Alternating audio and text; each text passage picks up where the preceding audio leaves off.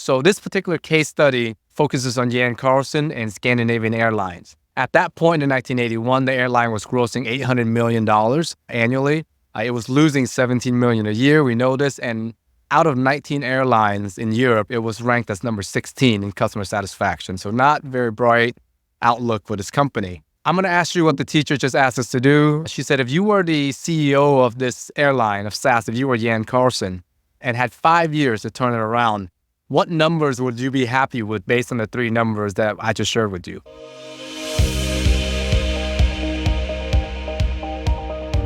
Hi, I'm Tule, and welcome to the Simple Profit Podcast, where we focus on one thing and one thing only, and that is to provide you with insights and strategies on how to build million-dollar grossing businesses.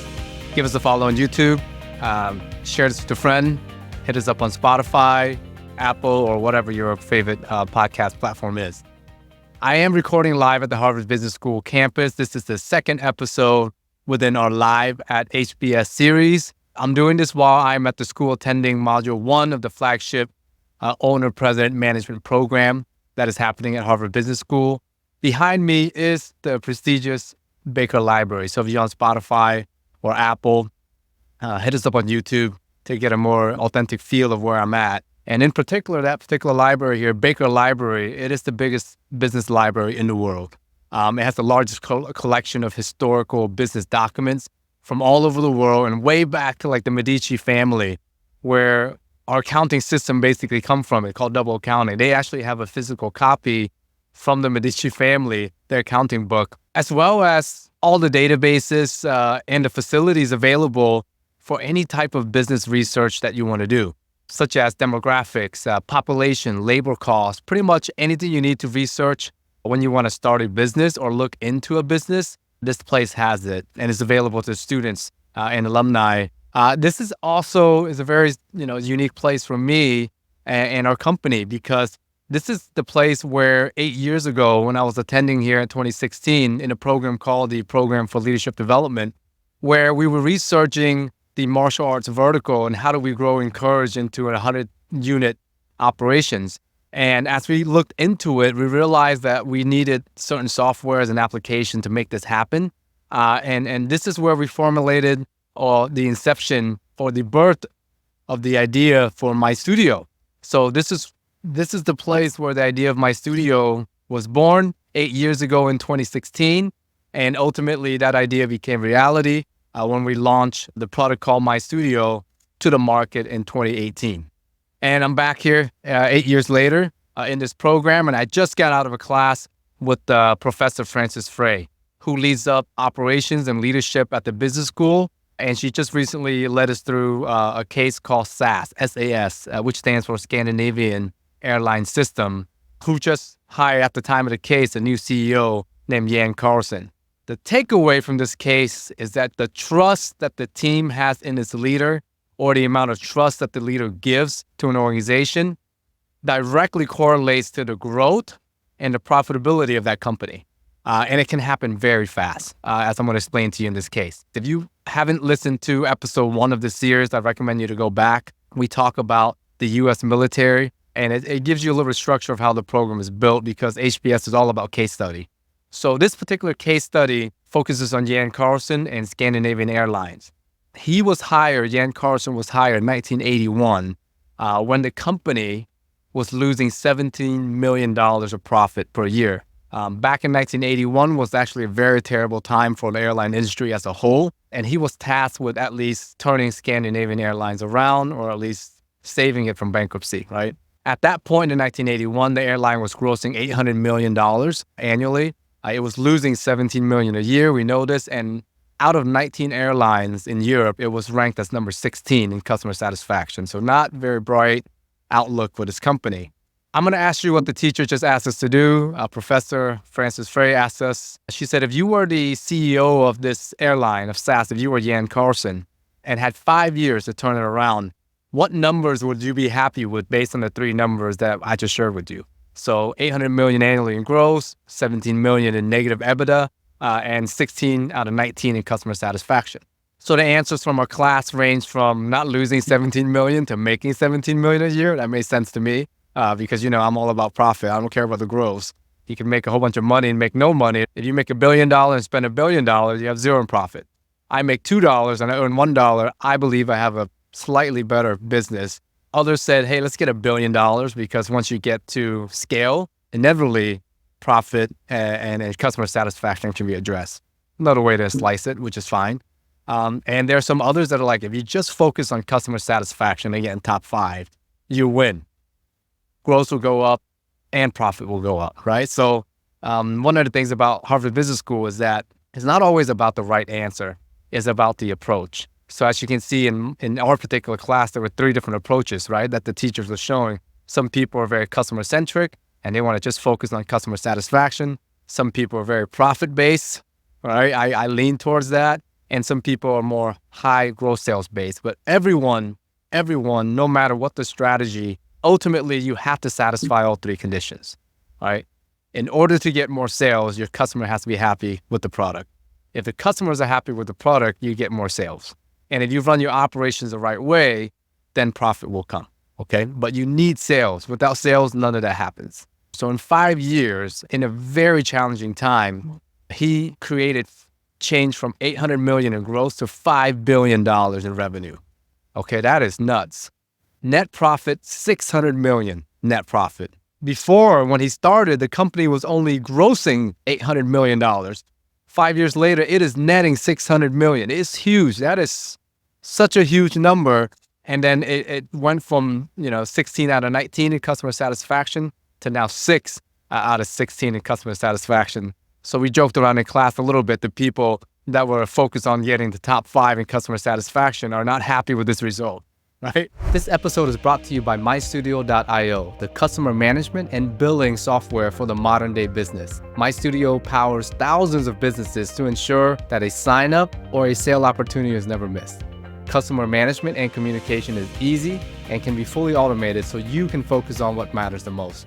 So then the question became, how did he do this? Obviously, he had a very sound and good strategy, and so did other airlines as well. But the execution of that strategy needed to be done by his people because they can't do it by, this is a publicly traded company, it's a huge company, right? He needed to get the buy-in of his people, and trust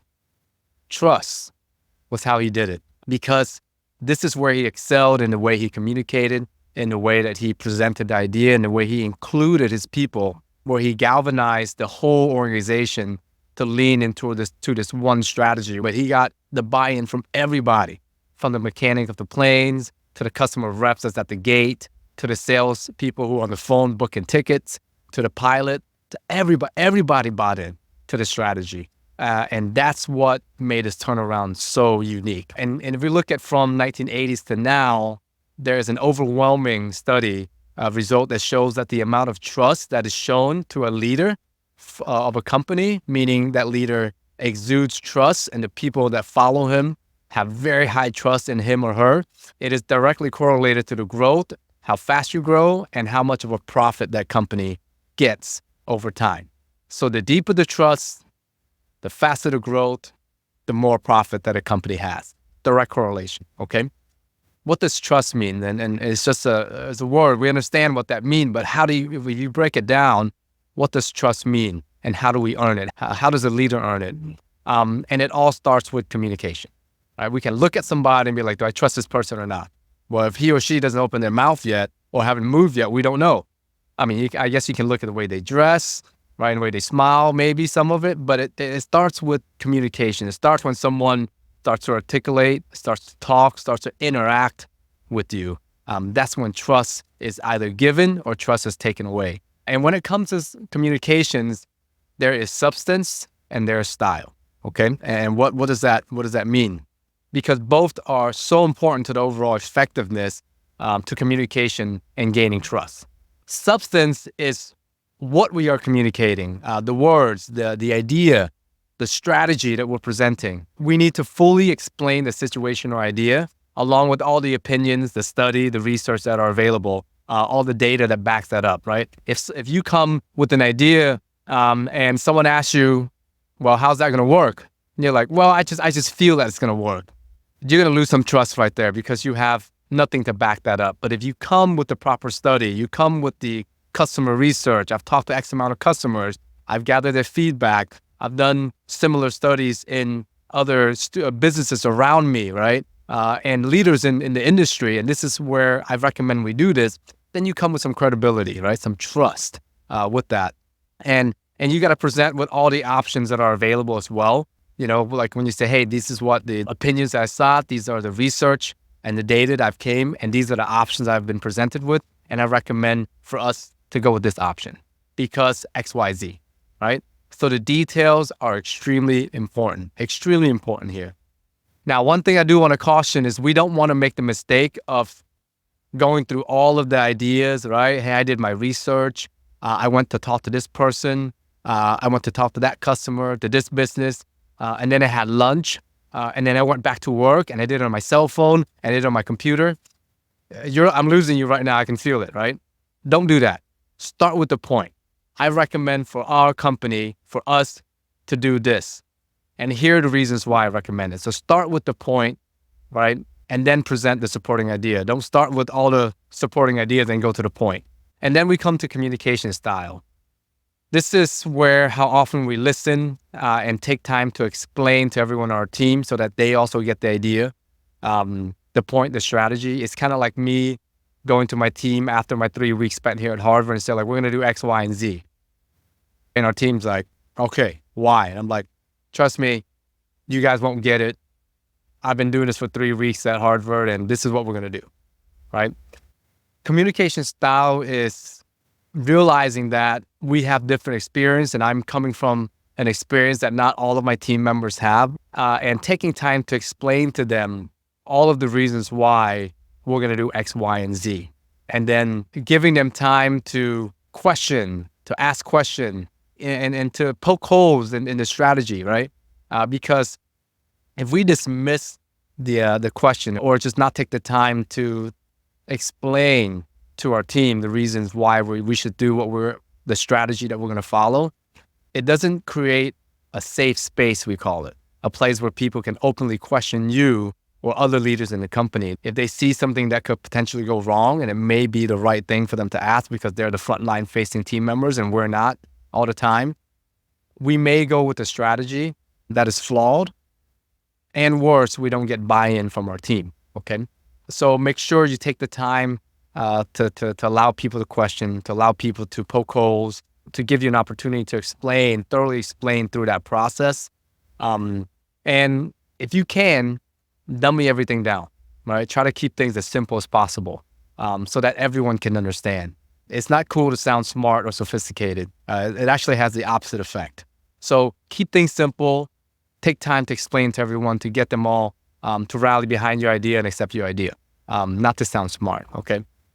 And of course, when there are counter ideas or opposing viewpoints, try not to be hostile or defensive. I just came from Harvard, what are you talking about? Don't be like that, right? Take time to explain your opinion and allowing others to speak up. Even when you agree to disagree, it's okay, right? But you at least give them the space to talk.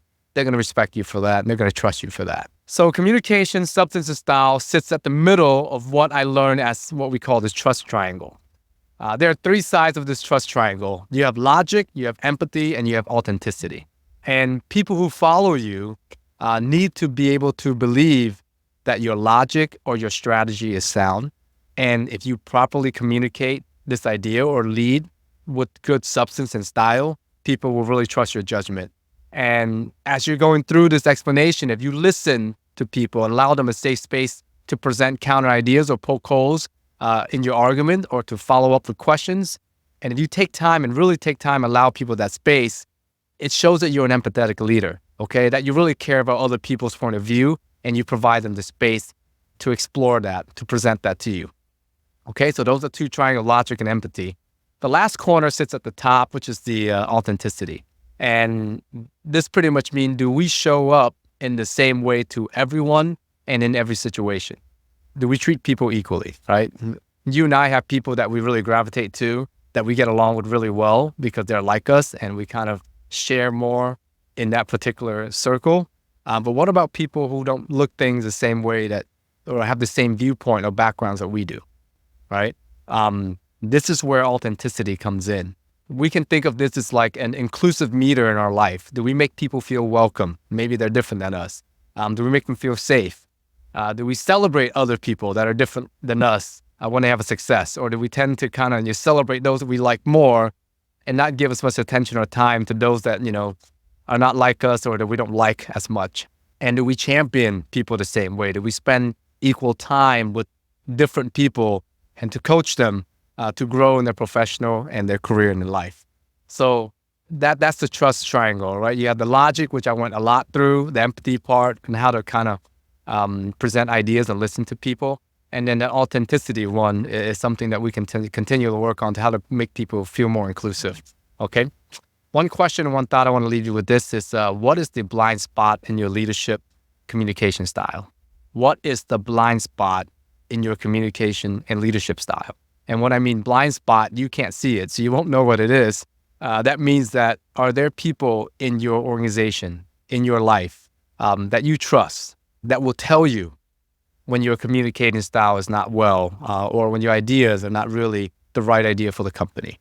Do you have people like that in your organization, or is everybody a gopher team member, meaning go for this, go for that, and they just go do it, but they don't question it, right?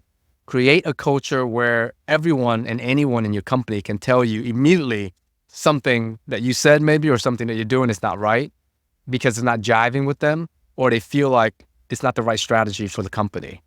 This will take your leadership and your company to the next level. If you can create that culture where everyone feels safe, they can go to the CEO or the owner of the company and express their concern and ideas, okay? Again, this is recording live at HBS. And if this episode resonated with you, share it with a friend or with your team, and check out mystudio.io for the leading management and building platform for your business. Stay tuned for the next episode recorded live from HBS. Thank you.